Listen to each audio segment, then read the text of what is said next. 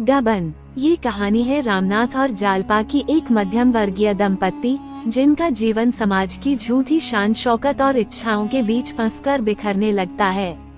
ये कहानी सिर्फ एक व्यक्ति की नहीं, बल्कि उस पूरे समाज की है, जहां लोग अपनी असलियत को छुपाने के लिए दूसरों की नजरों में ऊंचा दिखने की कोशिश करते हैं, भले ही इसके लिए उन्हें गलत रास्ता ही क्यों न अपनाना पड़े।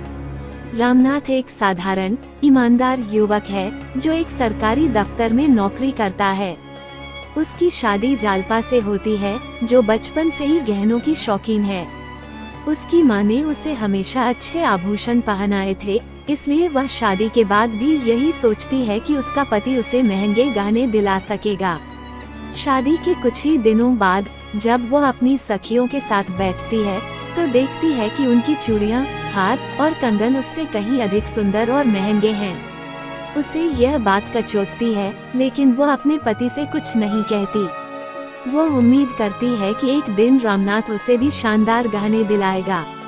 रामनाथ उसकी भावनाओं को समझता है, लेकिन वह जानता है कि उसकी आमदनी इतनी नहीं है कि वह उसे कीमती गहने दिला सके।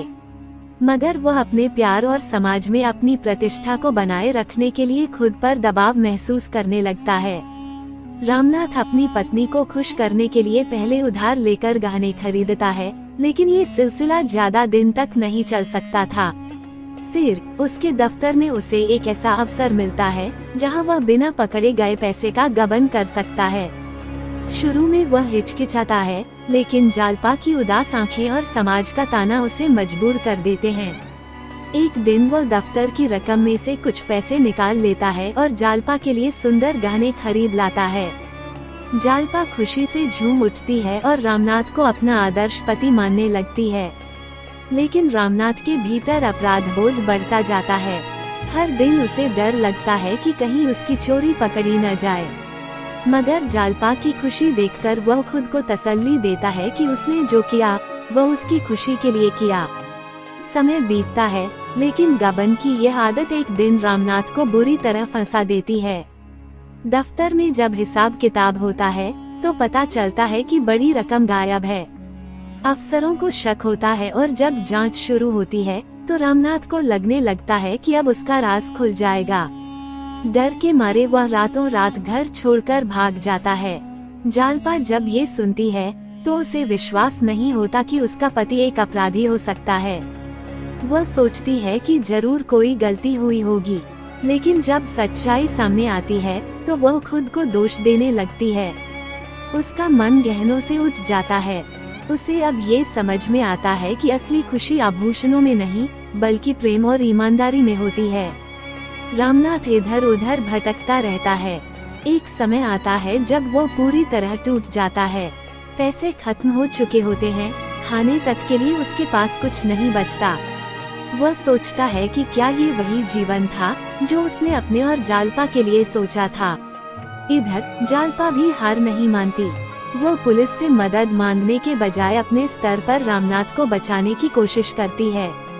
वह समाज के सामने ये सिद्ध करने का प्रयास करती है कि रामनाथ परिस्थितियों का शिकार हुआ है, न कि कोई पेशेवर अपराधी।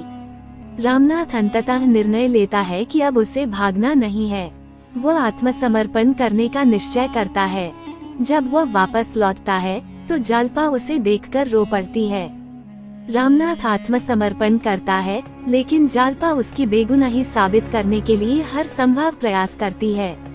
अंततः जालपा की बुद्धिमत्ता, प्रेम और समाज के सामने प्रस्तुत किए गए साक्ष्यों के कारण रामनाथ को माफ कर दिया जाता है। अब रामनाथ और जालपा दोनों ये सीख चुके थे कि जीवन में सच्ची खुशी दिखावे में नहीं, बल्कि आत्मसम्मान, प्रेम और सच्चाई में होती है। कहानी से शिक्षा: 1. झूठी शान शौकत और दिखावा इंसान को गलत रास्ते पर ले जाता है। 2.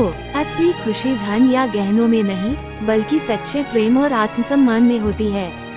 3. अपराध चाहे किसी भी कारण से किया जाए, अंततः उसका बुरा परिणाम ही होता है। 4. स्त्रियों को केवल भौतिक सुख संपत्ति की जगह अपने जीवन साथी के संघर्ष को समझना चाहिए। 5. ईमानदारी और सच्चाई से जीने वाला व्यक्ति ही अंत में जीतता है।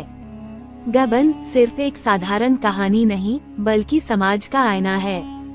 ये हमें दिखाता है कि झूठी प्रतिष्ठा और समाज में ऊंचा दिखने की चाहत हमें किस हद तक गिरा सकती है। प्रेमचंद ने इस उपन्यास के माध्यम से न केवल एक व्यक्ति की त्रासदी को दर्शाया, बल्कि उस मानसिकता को भी उजागर किया जो आज भी समाज में मौजूद है।